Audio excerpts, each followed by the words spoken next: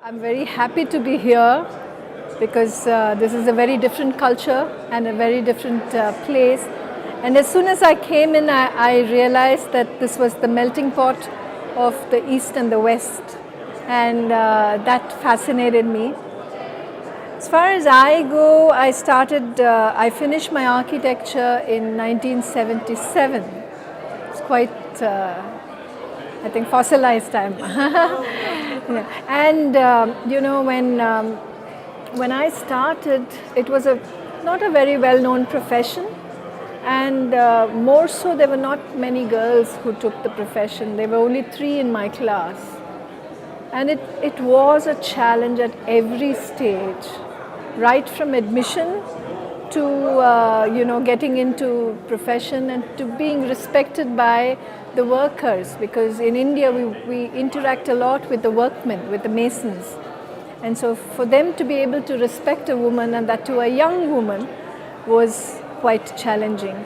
So, but then once they knew that, well, you know what you're saying and what you're saying might be right, then I think the respect automatically follows. So it has been a long time, and I think on retrospect, all this and these challenges that I have faced have defined what I am today. So my interest kind of moved to, instead of doing the key and the plum projects, I used to do projects which gave me a lot of satisfaction, which were more challenging, which maybe the male counterparts would not want to touch. So, where I started working on with the environment and how value can be added, how I can bring down the energy consumed by the building and that the building takes to run it.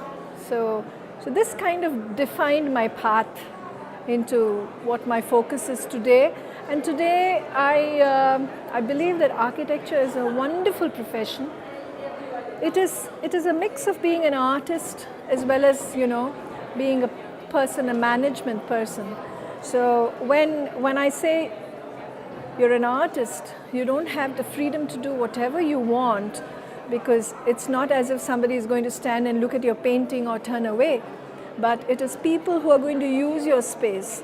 And so when that happens, I think the responsibility that goes with the profession is very high. And specifically today, I have been part of various think tanks globally where climate change is a big issue, and the planetary boundaries are, we're almost at tipping points of many things like the biodiversity, water, and also the soil, the condition of the soil. So the very sustenance of humanity and our planet is in question. So I feel that the planet has been gifted to us, and we are all very fortunate that we have got this gift, but then humanity has used it, and then beyond a point has started plundering it, for their own materialistic good. And so today what we are facing is a result of that action.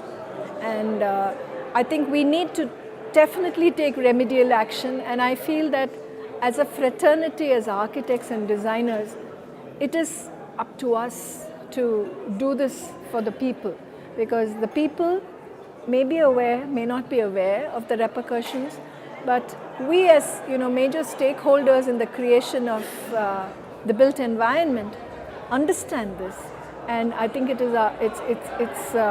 doubly our responsibility now to see that we all collaborate. And I think one thing that I find in architects is that we are all creative, we're all very individualistic, and we seldom work together.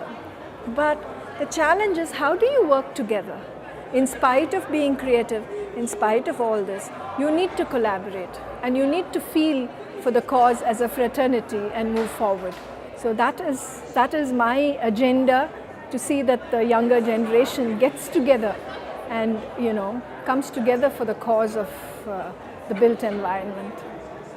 See, with globalization, and especially coming from a developing country, I find that there are lots of influences of the developed countries that people think is most important, and when that happens, the common perception of what standards of a building should be, what materials to use, whether it is relevant to that location or not.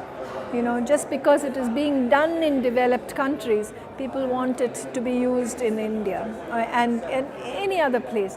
So I think we should really be in a position to say that, well, it is a beautiful material, but it is not for us.